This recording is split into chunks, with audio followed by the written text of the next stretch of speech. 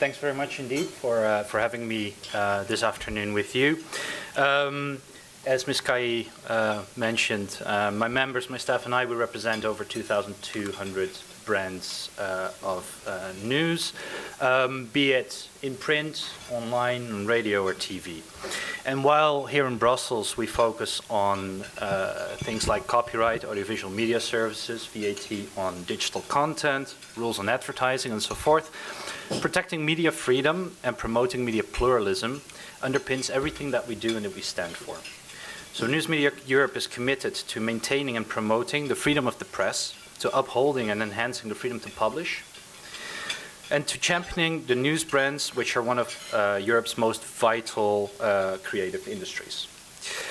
I will talk about the need for adequate funding, corporate responsibility in the news and discuss media literacy initiatives as a way forward. And just as a disclaimer, Roberto and I did not talk beforehand, but you'll find that many of our views are the same.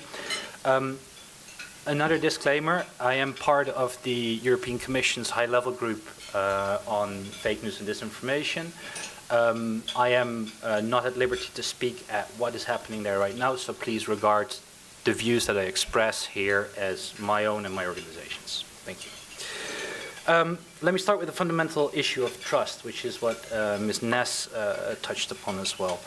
As in any relationship a business establishes with a customer, trust is key. And so this is no different for the news media sector, who are amidst the transition towards securing a more digital future. And in our industry, consumers have a very strong connection with a certain news brands in which they rely for bringing them reliable, quality news content in a format that they identify with. It is therefore key to the industry to foster this trust also online, a transparent and reliable source for the consumption of local, regional, and national and international news. News Media Europe is convinced that consumer trust in online news consumption is key to the success of the transition towards online content offerings.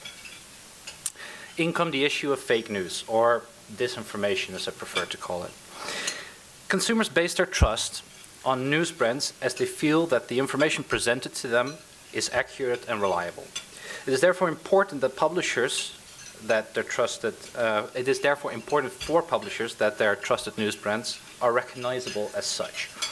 And those of you who consume news through, for instance, mobile platforms will have noticed that sometimes it's very hard to distinguish one source from another, as changes in the visual characteristics of news content online makes all the sources look alike. This also plays into the hand of disinformation, messages that aim to distort the truth or are simply created out of thin air for the clicks. And they're hard to distinguish from quality journalism that adheres to the ethical and journalistic codes that news brands build their trusted brands on. Additionally, publishers are faced with the fact that it becomes increasingly more difficult to monetize their content online. Stricter rules on advertising will lead to a decrease of value of this advertising as such, and the new e-privacy regulation, for instance, could seriously hamper certain business models for the monetization of publishers' content online. When we look at the proliferation of disinformation online, disinformation perpetrators are fishing for the same advertising revenues as quality news media.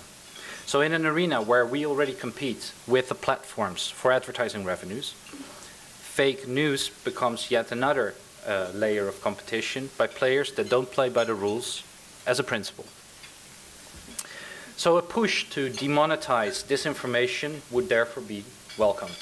And the US Honest Ads Act serves as an interesting point of reference here.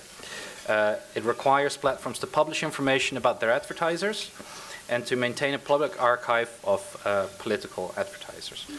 And the point is to make advertising more transparent by obtaining the same standards of disclosure as to who paid for political advertising found in all print and broadcast media.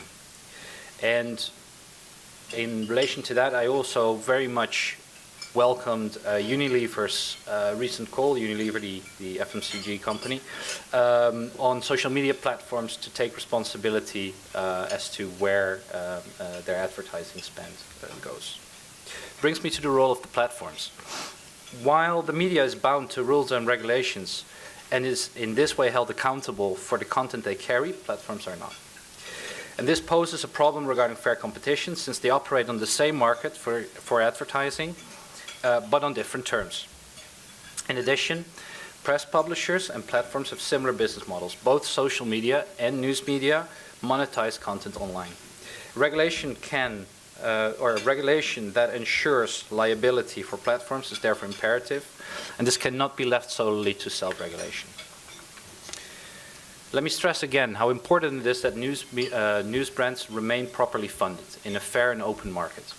This is necessary to remain independent and to enable them to provide high quality and relevant content to its readers. For investments in new techniques, for fact-checking, collaboration with platforms, training for newsrooms, the protection of journalists, and so on.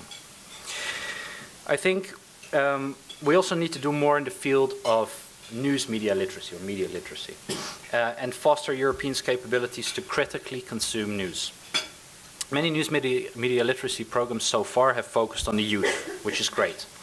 But I think we should aim at a more inclusive approach. Bottleneck for such activities is often funding, and I would therefore ask the European institutions to consider making available additional funding for inclusive news media literacy programs across the EU. So in conclusion, disinformation is not a new issue as such, but the power of the platforms has significantly amplified the magnitude of the problem.